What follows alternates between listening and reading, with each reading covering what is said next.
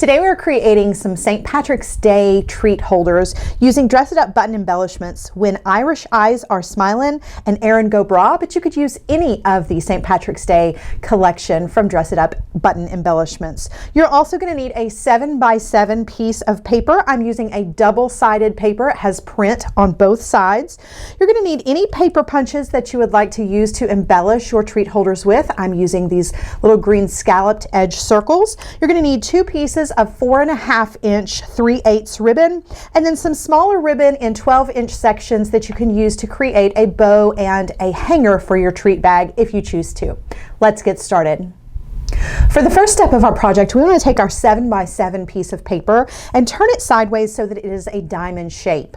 Then you want to take your end and you want to fold one end upwards towards the top to create a triangle out of your square.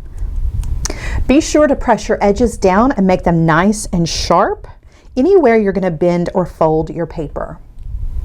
Next, working left to right, you want to take your left-handed corner and bring it across the front of your triangle, and you want to lay this down so that where you fold your paper, you're going to have a triangle here at the top and then a larger triangle on your right-hand side.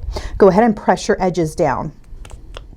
On the right-hand side, we want to repeat this step, taking the right corner of your paper and folding across, laying directly across the top of the fold that you made in the previous step, and press down your folds.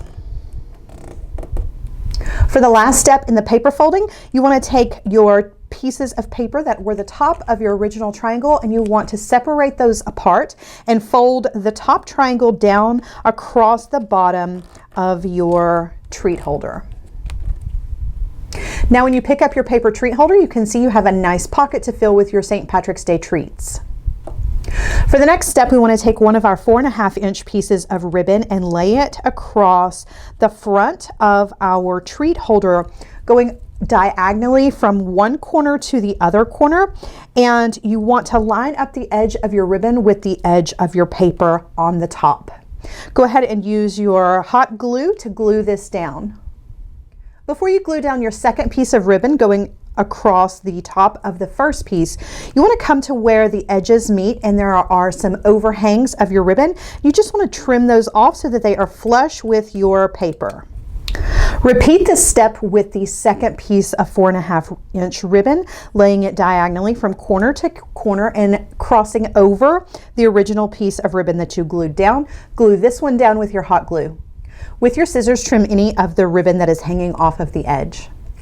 You can layer paper punches if you want across the top of your treat holder before you add your Dress It Up button embellishments. You could layer several of your paper punches or just use one, or you can skip this step altogether and glue your button embellishments directly to your treat package. Once you have glued any of your paper embellishments to your treat holder, now you're ready to add your Dress It Up button embellishments. I am using When Irish Eyes Are Smiling, and I'm also using Erin Go Braugh. These are a beautiful selection of St. Patrick's Day themed buttons. All of the buttons in these packages are shank style buttons, and they have a shank on the back that you can remove easily with some sharp pairs of scissors or a cutter tool. Using a cutter tool, we're ready to remove the shank by snipping it off of the back, and we are ready to use hot glue to embellish our treat holder with all of our Dress It Up button embellishments. The next step is completely optional. Punch a hole in the very top of your treat holder and take a piece of your 12-inch ribbon. I'm using a very thin ribbon for this, and run it through the hole at the top. Tie an overhanded knot in your ribbon, leaving enough room to hang your treat holder. Bring your knot down to the back of your treat holder right next to the hole that you have punched. You can go ahead and glue that knot down to the back of the treat holder and then use a pair of scissors to trim off your ends. With your 2 additional pieces of 12-inch ribbon, you want to take these together and create a simple bow using both pieces.